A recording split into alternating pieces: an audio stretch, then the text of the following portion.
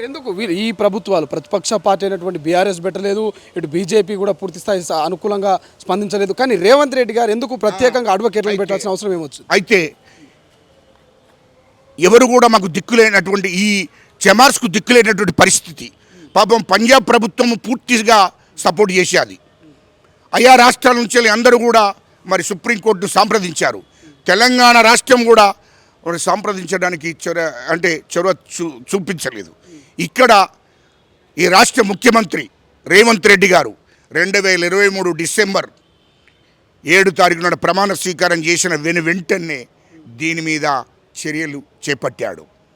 వెంటనే ఇక్కడ ఉన్నటువంటి దామోదర్ నరసింహ గారిని, మంత్రి గారిని, ఎమ్మెల్యేలను ఇచ్చి ఢిల్లీకి పంపించాడు. అడ్వకేట్ జనరల్ను, హైకోర్టు అడ్వకేట్ జనరల్ ఇచ్చి కూడా పంపించి ప్రభుత్వం తరపున ఎంత డబ్బు ఖర్చైనా పర్వాలేదు అక్కడ అడ్వకేట్స్ని పెట్టండి, సుప్రీంకోర్టులో వర్గీకరణ కోసం వాదించడం కోసం అడ్వకేట్స్ పెట్టండి, మన ప్రభుత్వం మొత్తం ఖర్చు అంతా భరిస్తుందని చెప్పి వీళ్ళను పంపించాడు.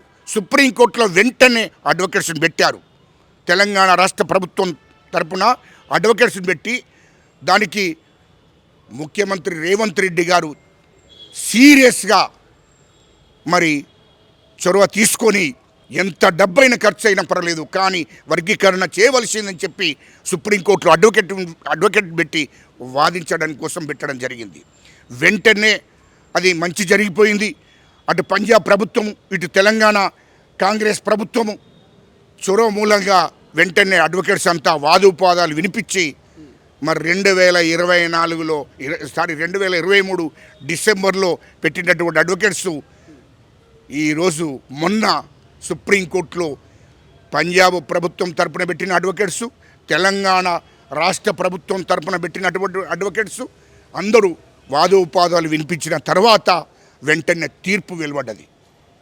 ఫుల్ బెంచి తీర్పు ఇచ్చారు. 7 ధర్మశాసనము జస్టిసు వాళ్ళు తీర్పిచ్చారు. తీర్పు వర్గీకరణ చేయవలసిందే, ఇది ధర్మము, ఇది న్యాయము, ఈ సామాజిక వర్గానికి అన్యాయం జరుగుతుంది అని చెప్పి వాళ్ళు గుర్తించి తీర్పు ఇవ్వడం జరిగింది. అది ఎందుకంటే మేము సుప్రీంకోర్టు జస్టిస్కు అందరికి కూడా మేము కృతజ్ఞతలు తెలియజేస్తున్నాము. యావత్ దేశం తరపున 35 కోట్ల చెమార్స్ తరపున మేము కృతజ్ఞతలు తెలియజేస్తున్నాము. ఈ రాష్ట్ర ముఖ్యమంత్రి రేవంత్ రెడ్డి గారికి యావత్ దేశంలో ఉన్నటువంటి 35 కోట్ల చెమార్స్ తరపున కృతజ్ఞతలు తెలియజేస్తున్నాము. ఏనాటికి కూడా జీవితంలో చెమార్స్ మర్చిపోరు మా ముఖ్యమంత్రి రేవంత్ రెడ్డి గారిని.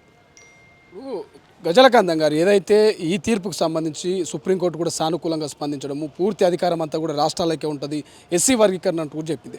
సో రాష్ట్రంలో అధికారంలో ఉన్నటువంటి కాంగ్రెస్ పార్టీ మరి ఎస్సీ వర్గీకరణకు సంబంధించినటువంటి ఎటువంటి విధి విధానాలు రూపొందించబోతున్నది, ఎటువంటి చర్య తీసుకోబోతాం? ఖచ్చితంగా మా రాష్ట్ర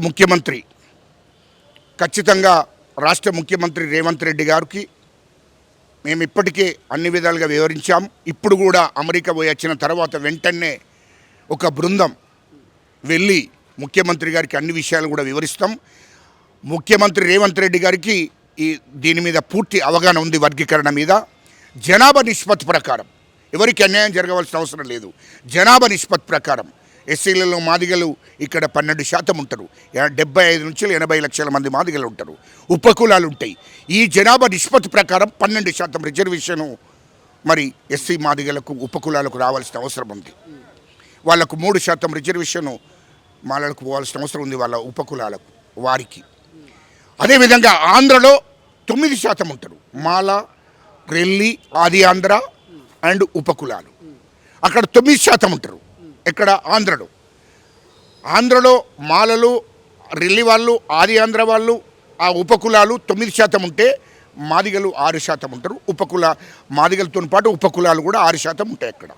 కాబట్టి అక్కడ జనాభా నిష్పత్తి ప్రకారము చంద్రబాబు నాయుడు గారికి వర్గీకరణ మీద పూర్తిగా అవగాహన ఉన్నది కాబట్టి ఖచ్చితంగా అక్కడ జనాభా నిష్పత్తి ప్రకారం వర్గీకరణ అక్కడ కూడా చేస్తాడు అనేది మేము చెప్పడం జరుగుతుంది. అక్కడ ఆంధ్రలో ఉన్నటువంటి జనాభా నిష్పత్తి ప్రకారం వాళ్ళకు వర్గీకరణ జరుగుతుంది. ఇక్కడ జనాభా నిష్పత్తి ప్రకారం ఇక్కడ కూడా తెలంగాణలో వర్గీకరణ జరుగుతుంది. అదేవిధంగా కర్ణాటక కానీ, రాజస్థాన్ కానీ, మధ్యప్రదేశ్ కానీ, ఉత్తరప్రదేశ్ కానీ, హర్యానా కానీ, పంజాబ్ కానీ, అదే ఢిల్లీ కానీ మరి మహారాష్ట్ర కానీ అన్ని రాష్ట్ర ఒరిస్సా కానీ అన్ని రాష్ట్రాల్లో కూడా ఉత్తరాఖండ్ కానీ అన్ని రాష్ట్రాల్లో కూడా ఆయా జనాభా నిష్పత్తి ప్రకారం వర్గీకరణ చేయవలసిందే. అసలైన తొలి వెలుగు. ఫాలో వాట్సాప్ @తొలి వెలుగు official.